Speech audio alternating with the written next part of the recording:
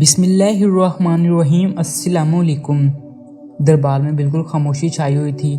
لب خاموش تھے مگر سب کی آنکھوں سے آنسو بہہ رہے تھے۔ بولنے کی آواز صرف اس نکھاری لڑکی کی تھی جس نے اپنا نام فریال بنت حمید بتایا تھا۔ اس کی سسکیاں سب کے دلوں پر خنجر کی طرح چل رہی تھیں۔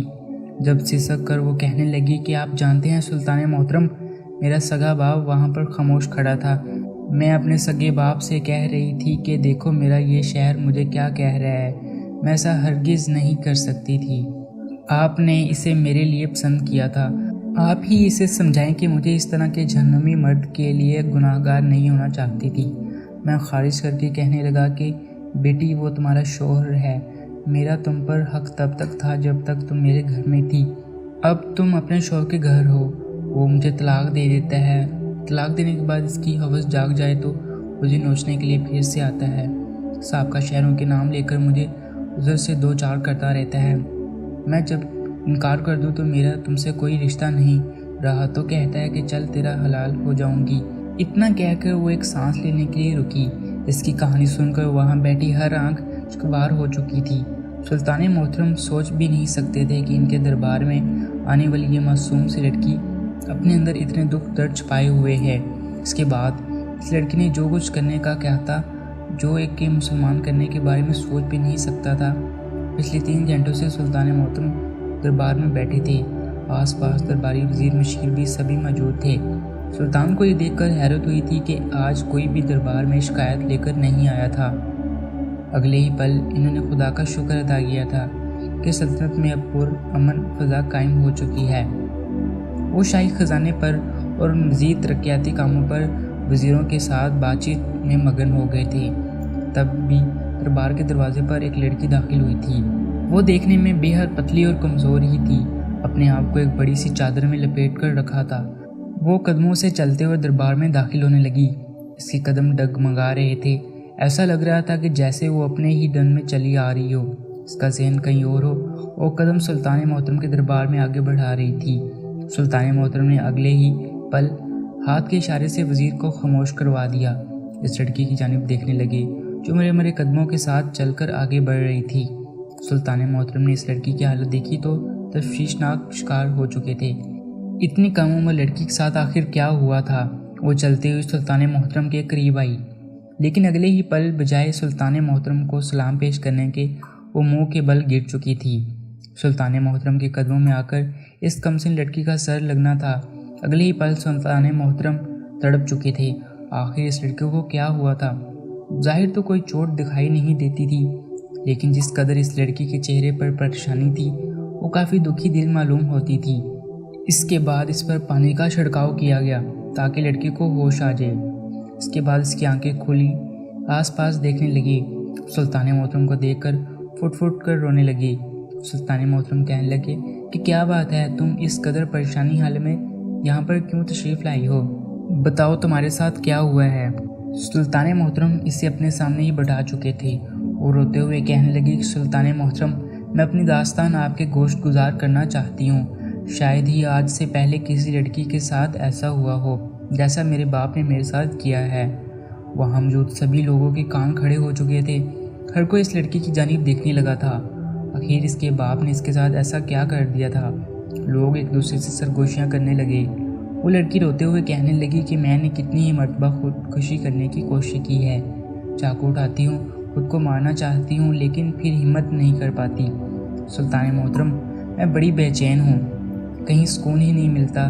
شاید دنیا میں مجھ سے بھی زیادہ کوئی گناہ گار کوئی شخص موجود ہوگا، کیونکہ میرے باپ نے مجھے ایسے گناہ کروائے ہیں جو میں کبھی خواب میں بھی نہیں سوچ سکتی تھی۔ میرے باپ نے میری زندگی برباد کر کے رکھ دی ہے۔ اتنا کہہ کے وہ لڑکی پھوٹ پھوٹ کر رونے لگی۔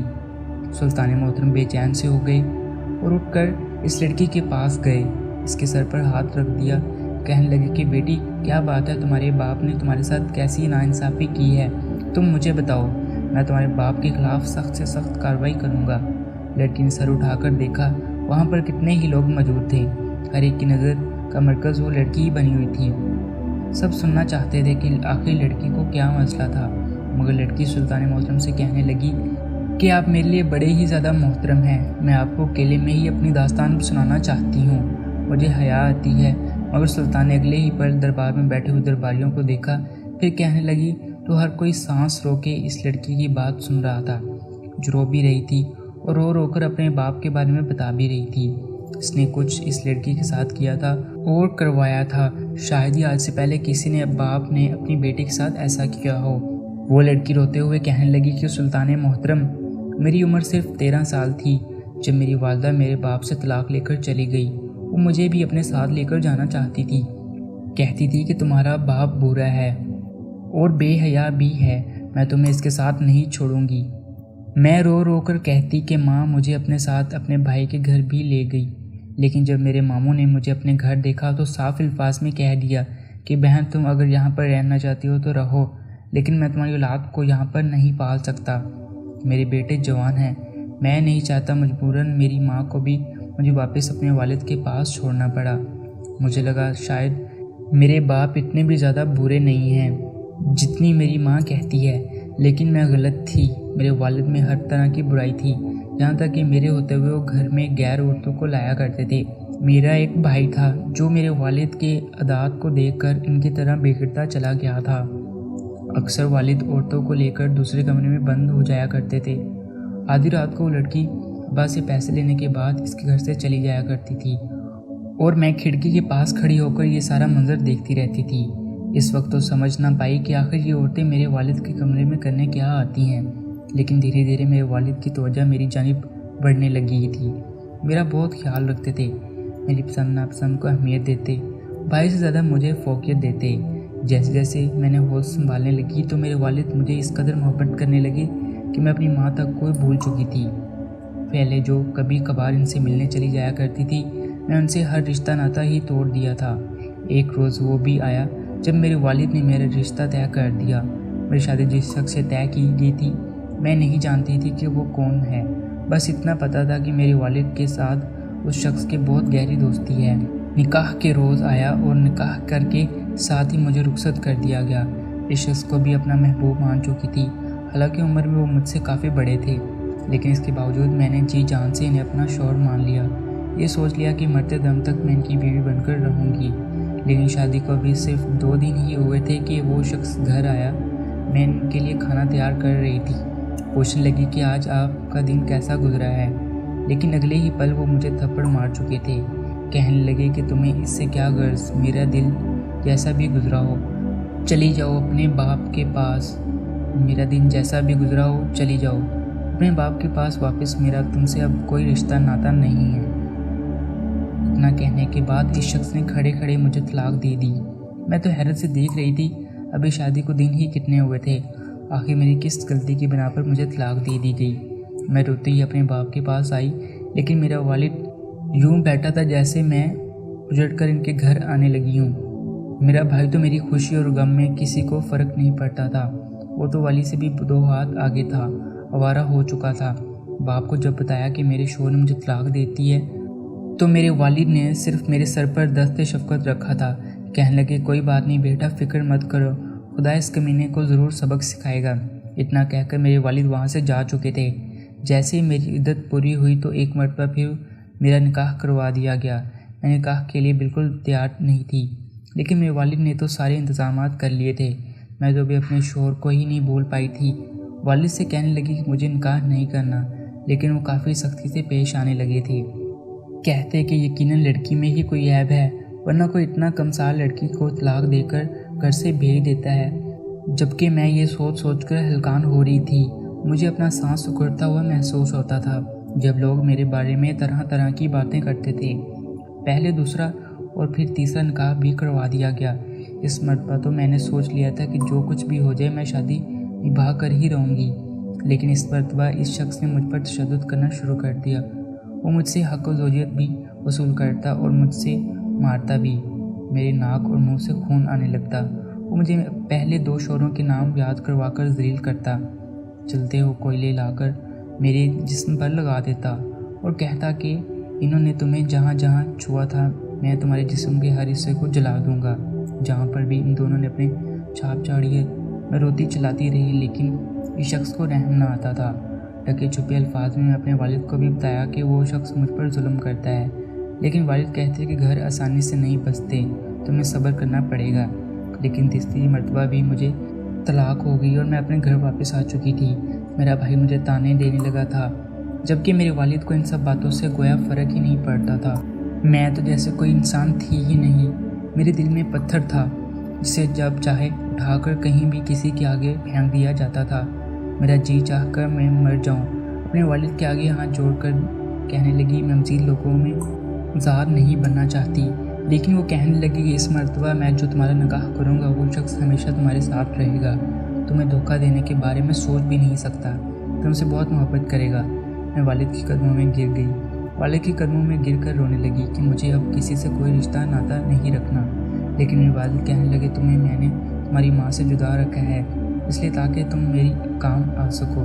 ان کی آدھی ادھوری بات اس وقت تو میں سمجھ ہی نہ سکی، لیکن جب میرا چوتھا نکاح ایک بوڑھے آدمی سے کروایا گیا تھا تو وہ اس وقت اپنی جیب سے کچھ دینار میرے والد کے ہاتھ پر رکھ رہا تھا۔ 3 پوٹلیاں دیناروں سے بھری میرے والد کے ہاتھ پر رکھ دی گئی تھی تو میرے والد کی آنکھوں میں چمک آ گئی۔ میں ساری کہانی سمجھ چکی تھی، میرے دل میں اپنے والد کے لیے نفرت آنے لگی، لیکن میرے باپ اور میرے بھائی بیچ کر وہ پیسے آپس میں بانٹ رہے تھے۔ میں تو جیسے زندہ لاش بن چکی تھی۔ میں اپنے چوتھے شوہر کے ساتھ گھر آ گئی۔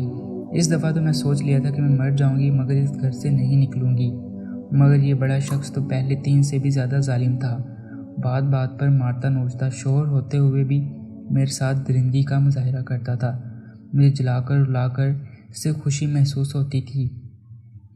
ایک روز تو حد ہی ہو گئی، مجھے طلاق دے دی اور طلاق دے کر بولا کہ اب تمہارا حلالہ کرواؤں گا، تمہیں میں اس گھر سے کہیں جانے تو نہیں دوں گا، تم جیسی لڑکی مجھے کہیں مل ہی نہیں سکتی۔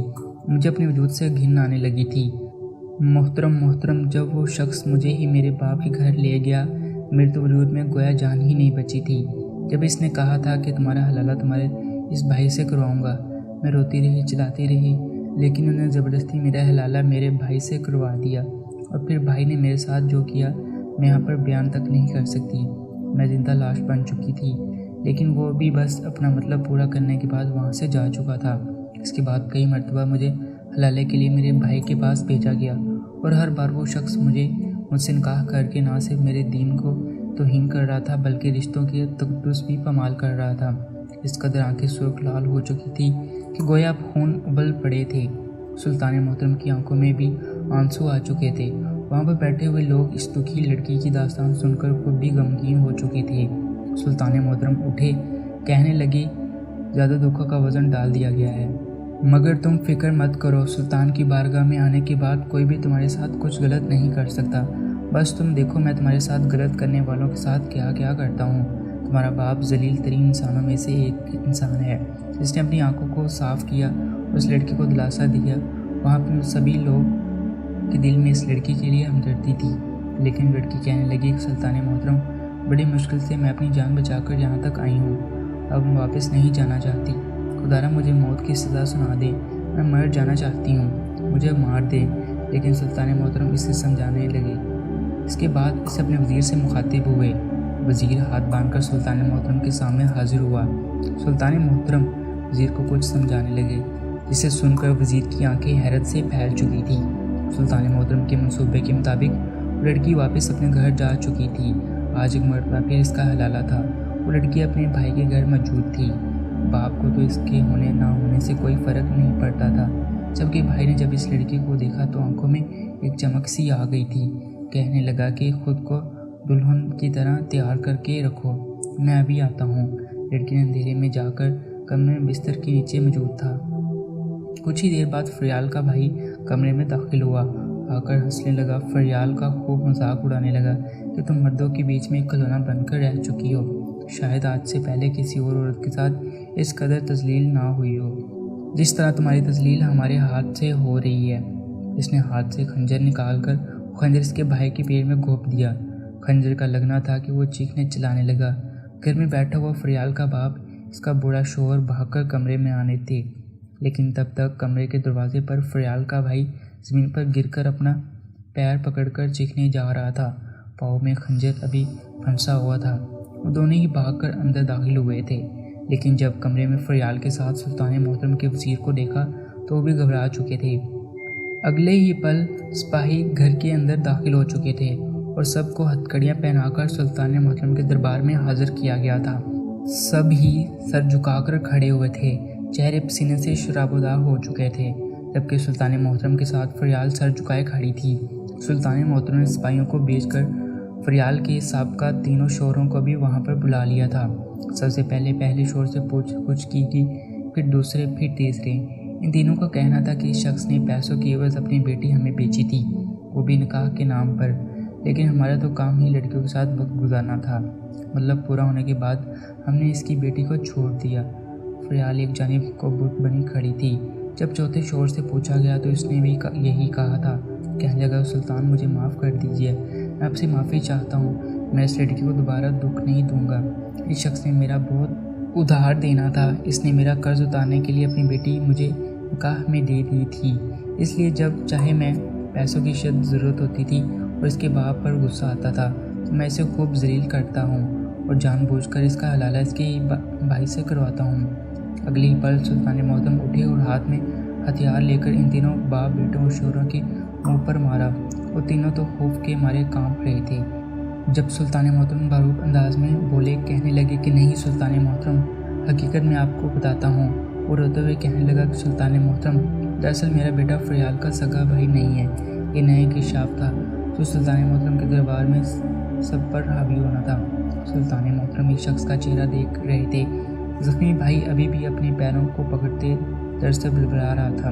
جب وہ شخص کہنے لگا کہ یہ لڑکا میری سابقہ بیوی کی سہیلی کا بیٹا تھا، اس کی سہیلی وفات پا گئی تھی تو اپنا بیٹا میری بیوی کے سپرد کر گئی تھی، تب سے یہ لڑکا ہمارے پاس موجود ہے، لیکن بات فریال نہیں جانتی تھی، نہ ہی آج تک میں نے اس کے بتانے کی کوشش کی ہے۔ جس قدر اس کی عزت پامال کی گئی تھی وہ ابھی تک سکتے کی کیفیت میں کھڑی تھی، بھلے وہ فریال کا سگا بھائی نہیں تھا، لیکن منہ بولا تھا اور اسے سگا بھائی ہی سمجھتی تھی۔ سلطان محترم نے فوراً ہی وہاں پر کھڑے سپاہیوں کو حکم دیا کہ اس کے باپ کو عبرت کا نشان بنا دیا جائے، بھیڑ چوراہے پر ڈنکا بجا کر لوگوں کو اکٹھا کیا جائے اور اسے پتھر مار کر اس کے باپ کو قیامت تک کے لیے عبرت کا نشان بنا دینا چاہیے۔ یہ سن کر سپاہی فوراً فریال کے باپ کو گھسیٹ کر لے جا چکے تھے، جبکہ اس کے سابقہ شوہروں کو سود خودداری اور جعف بازی کے الزام میں قید خانے میں ڈال دیا گیا تھا۔ سلطان محترم نے فریال کے بھائی کو بھی کوڑے مارنے کا حکم دیا، پھر اسے باپ کے ساتھ ہی پھانسی کے تخت پر لٹکا دیا گیا۔ پچھلے فریال کو بوڑھا شوہر بچ چکا تھا جو کہ رو رہا تھا کہ میں فریال کو اب ہمیشہ خوش رکھوں گا، لیکن سلطان محترم نے اسے بھی بھوکا پیاسا قید خانے میں ڈال دیا کہ جب تک تم زندہ رہ سکتے ہو رہو، جیسے ہی تم مرو گے تمہیں اٹھا کر قید خانے سے باہر پھینک دیا جائے گا۔ وہ روتا چلاتا رہا مگر سپاہی اسے گھسیٹ کر وہاں سے لے جا چکے تھے۔ عین اسی وقت فریال پر خوشی ہو چکی تھی۔ طبیب کو بلایا گیا۔ فریال کا دل دھڑکنا بند ہو چکا تھا۔ طبیب علاج کر رہا تھا، لیکن یہی کہتا تھا کہ اس لڑکی کے دل نے اتنا بوجھ اپنے اندر سما رکھا ہے کہ یہ لڑکی اب شاید ہی زندہ ہو سکے۔ فوراً شاہی باغی جیسی قیمتی جڑی بوٹیاں سلطان محترم کے حکم پر منگوائی گئی۔ فریال 2 دن بعد ہوش میں آ چکی تھی، مگر رو رو کر یہی کہتی تھی کہ مجھے مار دیا جائے، سلطان محترم مجھے بھی پھانسی دے دی جائے۔ اس مرتبہ بھی زارو ہوش وہ یہی بولی جا رہی تھی۔ جب اپنی گال پر ایک لمس محسوس کیا، آنکھیں کھول کر دیکھی تو سامنے فریال کی والدہ موجود تھی۔ ماں کو دیکھ کر بیٹی کو اپنے محل میں کنیز بنا لیا۔ اس قدر ستم فریال پر ہوئے تھے، اسے ٹھیک ہونے میں وقت لگنا تھا۔ سلطان محترم بجائے خود اس کے لیے طبیب بلواتے، اسے صبح و شام قرآن مجید کی تلاوت کرنے کا کہتے، یقین دلا کر کہ تمہارا رب تم سے راضی ہے، بس ہمیشہ اس کی ذات سے توکل کرو۔ کہا جاتا ہے کہ فریال ایک اپنی آخری سانس تک سلطان محترم کے محل میں بطور کنیز کام کر رہی تھی اور دوبارہ کبھی شادی نہیں کی۔ کہانی ٹی وی۔ تو گائز، یہ تھی ہماری آج کی ویڈیو۔ اگر اس طرح کی انٹرسٹنگ ویڈیوز کے لیے ہمارے چینل کو لازمی لائک، شیئر، سبسکرائب کریے گا۔ ملتے ہیں نیکسٹ ویڈیو میں، تب تک کے لیے اللہ حافظ۔ اپنا بہت سارا خیال رکھیے گا۔